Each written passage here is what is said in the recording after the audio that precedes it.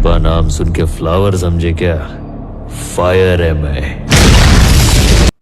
Topic देख के तो आप समझ ही गए होंगे कि इस टॉपिक पर हम लोग आज चर्चा करने वाले हैं, जो कि सोडा एसिड फायर एक्सटिंग्विशर ये क्लास 10 का एक टॉपिक है।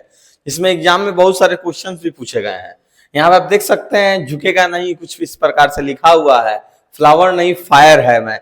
आप बताइए, अगर फायर है तो उस फायर को बुझाने के लिए फायर एक्सटिंग्विशर भी है, और इसी फायर एक्सटिंग्विशर का यूज करते हुए आज हम लोग इसके बारे में समझेंगे कि फायर एक्सटिंग्विशर से रिलेटेड किस प्रकार से रिएक्शन होता है, क्या होता है फायर एक्सटिंग्विशर में, और ये फायर एक्सटिंग्विशर किस प्रकार से फायर को बुझा देता है, फायर को खत्म कर देता है। ठीक है, अब आगे की तरफ हम लोग बढ़ते हैं। पुष्पाराज को पीछे रखते हैं और फायर एक्सटिंग्विशर को आगे की तरफ बढ़ाते हैं।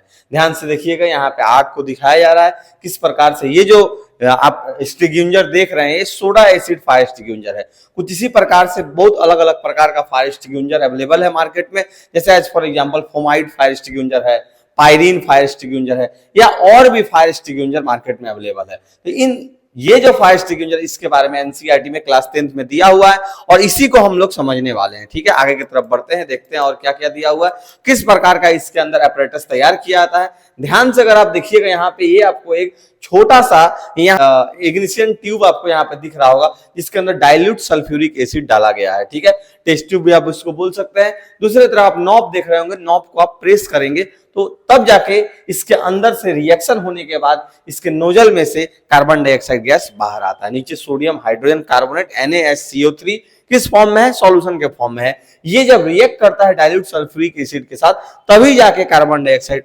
निकलता है। अब ये रिएक्शन होता कैसे है और इसको क्लास 10 में कहां पे पढ़ना है, किस चैप्टर में पढ़ना है, ये आपका acid base and salt chapter का एक क्वेश्चन आप इसको समझ सकते हैं कि मेटल हाइड्रोजन कार्बोनेट या metal carbonate when react with acid form salt along with carbon dioxide and water। कुछ इसी प्रकार का रिएक्शन इसके अंदर भी होता है। अगला अगर टॉपिक की तरफ बढ़ते हैं, इसी पॉइंट में समझेंगे। इन नोजल को जब बाहर हम लोग निकालते हैं, निकालने के बाद आप देखेंगे ये जो ऊपर वाला जो पार्ट है, इसको जब प्रेस करते हैं, यहां से क्या होता है, जो भी एसिड होता है H2SO4 डाइल्यूटेड फॉर्म में, वो नीचे जाता है। नीचे जाने के बाद रिएक्ट करता है किसके साथ? NaSCO3 के साथ, यानी कि आप बोल सकते हैं सोडियम हाइड्रोजन कार्बोनेट के साथ। ठीक है, मतलब अब उसके बाद रिएक्शन जब हो जाएगा, CO2 रिलीज होगा, कुछ इसी प्रकार से CO2 यहां से रिलीज होता है।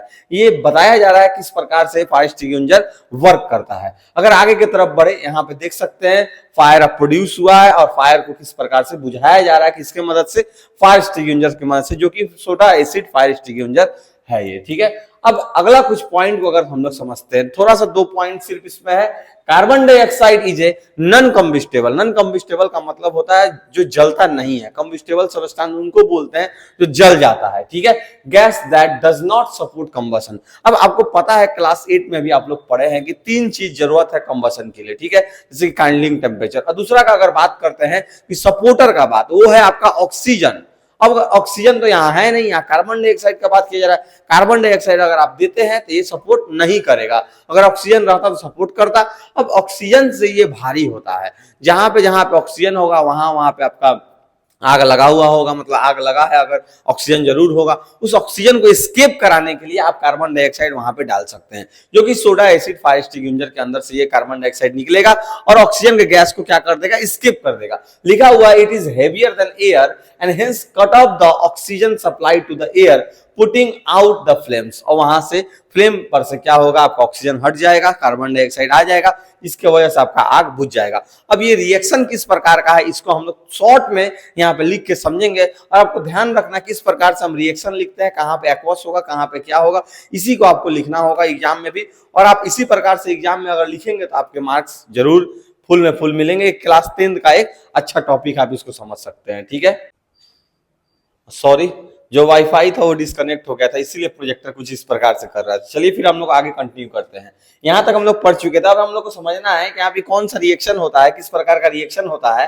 शायद एनसीईआरटी के बुक में पूरा क्लियरली नहीं दिया हुआ है, लेकिन आप अगर एनसीईआरटी का लास्ट पार्ट को पढ़ते हैं, इंटेक्स और एक्सरसाइज वाले क्वेश्चन की तरफ अगर बढ़ते हैं, तो वहां पे ये दिया हुआ है। हम इस रिएक्शन को लिखेंगे, इसी प्रकार से आपको रिएक्शन लिखना है एग्जाम में भी, अगर ये क्वेश्चन आता है तब। ठीक है, अब यहाँ पे लिखेंगे हम NaH CO3, जो कि आपको ध्यान में रखना है कि ये एक्वस फॉर्म में होगा। NaSCO3 जो है आपका एक्वस फॉर्म में होगा, ये आपको जरूर ध्यान में रखना है।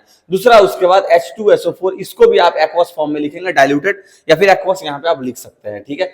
अब जब दोनों के बीच में रिएक्शन होगा, ध्यान दीजिएगा, ये मेटल हाइड्रोजन कार्बोनेट है। क्या है ये? Metal hydrogen carbonate, metal hydrogen carbonate. और मेटल हाइड्रोजन कार्बोनेट का रिएक्शन किसके साथ हो रहा है? तो आप बोलेंगे कि सर एसिड के साथ हो रहा है। आपने पढ़ा है कि मेटल हाइड्रोजन कार्बोनेट और अगर एसिड के साथ रिएक्शन होता है तो क्या बनेगा? आपका एक सॉल्ट बन जाएगा, जिसको आप मेटल का सॉल्ट बोल सकते हैं। उसके अलावा आपका कार्बन डाइऑक्साइड बनेगा और साथ में आपका H2O बन जाएगा। यहां पे हम लोगों को इस टॉपिक में कार्बन डाइऑक्साइड से ही रिलेटेड मेनली चर्चा करना था, क्योंकि कार्बन डाइऑक्साइड एक ऐसा गैस है जो कि नॉन कंबस्टेबल है। और दूसरा ये हेवियर है ऑक्सीजन के कंपेयर में। आप ऑक्सीजन का निकालिए, O2 जब निकालिएगा O2, आपका 32U आपका मास आ जाएगा, एटॉमिक मास O2 का, ठीक है। CO2 का निकालिएगा, आपका 44 आ जाएगा। कार्बन का 12 होता है और फिर उसके अलावा आप CO2 का अगर O2 का निकालते हैं तो आपका उधर 16 तो 32 हो जाएगा। 32 12 अगर आप करते हैं तो 44 हो जाएगा। अब देखिए 44 और कहाँ पे आपका 32, दोनों में बहुत डिफरेंस आता है। अगर यहाँ पे रिएक्शन होता है तो यहाँ पे देखिएगा Na जो है प्लस के रूप में है, SCO3 हाइड्रोजन कार्बोनेट एक अनायन है जिसके ऊपर माइनस है। यहाँ पे H प्लस में है, SO4 क्या होता है? 2 माइनस होता है। अब SO4 के ऊपर 2 माइनस कैसे आया? क्लास आप 9 का पेज नंबर 37 को निकालिए, जो कि आपको वहां पे मिल जाएगा पॉलीएटॉमिक आयन के बारे में। या उसके अलावा भी हमने बहुत सारे टॉपिक में चर्चा किया हुआ है कि SO4 के ऊपर 2 माइनस कैसे आया है या कैसे निकालेंगे पॉलीएटॉमिक आयन के ऊपर कोई चार्ज को, ये हमने बता दिया। आप उस वीडियो को हमारे चैनल पे देख सकते हैं, ठीक है। अब Na जाएगा SO4 के साथ, क्योंकि प्लस जो है माइनस के साथ जाता है। तो Na जब SO4 के साथ यहाँ पे चला जाएगा, SO4 के ऊपर 2 माइनस, इसके ऊपर 1 प्लस 2 आ जाएगा इधर, तो हो जाएगा Na2SO4। ये ध्यान में रखिएगा। दूसरा यहाँ पे आप क्या कीजिएगा, H और SCO3 को मिला के H2CO3 बनाइएगा। लेकिन बनाना क्या है यहाँ पे मेन, हम लोग लास्ट रिएक्शन, फाइनल रिएक्शन लिखते हैं।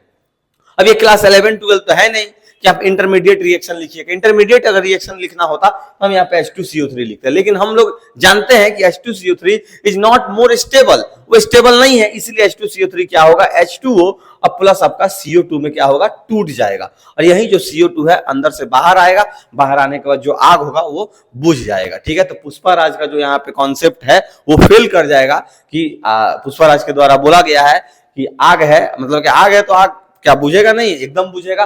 सोडा एसिड अगर फायर एक्सटिंग्विशर है तो आपका आग भी बुझ जाएगा, ठीक है। आज के लिए इतना ही, तब तक के लिए धन्यवाद। पढ़ाने के चक्कर में हम ये चीज मिस कर गए, आप इसको देख के समझ सकते हैं। यही है आपका फायर एक्सटिंग्विशर। देखिएगा, ध्यान से यहाँ पे समझिएगा, ये आपके सामने की तरफ से जो दिख रहा है पार्ट, यहीं से कार्बन डाइऑक्साइड बाहर आएगा, ठीक है। ये आपको एक ढक्कन यहाँ पे दिख रहा होगा, ये ढक्कन, इस ढक्कन को आपको जोर से खींचना है। पहले तो ये आपको तोड़ना पड़ेगा, तोड़ने के बाद ये ढक्कन को खींचना पड़ेगा। जैसे ही ढक्कन अगर खींचा जाता है, उसके बाद आप आसानी से इस नोजल को प्रेस कर पाइएगा। जैसे इस नोजल को प्रेस कीजिएगा, इसके अंदर का H2SO4 और इसके अंदर का NaSCO3 रिएक्शन करेगा कुछ इस प्रकार से। जैसे ही रिएक्शन करेगा, कार्बन डाइऑक्साइड बनेगा, निकल जाएगा बाहर, ठीक है। ये आप समझ रहे हैं। लेकिन आपसे एक हमको क्वेश्चन पूछना है, आप जरूर कमेंट करके जरूर बताइएगा। क्वेश्चन ये है कि अगर इसको हम ऐसे कर दे, जैसे आप देख सकते हैं कुछ इस प्रकार से हम उल्टा कर दिए।